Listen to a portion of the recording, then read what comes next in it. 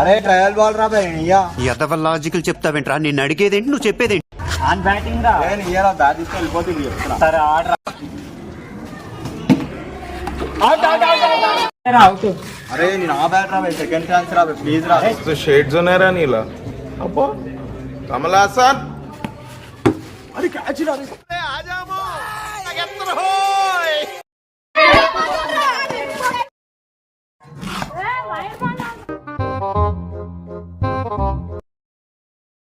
ఈ జన్మకి చాలు, నేను పోతాను అన్నయ్య, నేను పోతాను, నాకు ఇది వద్దు.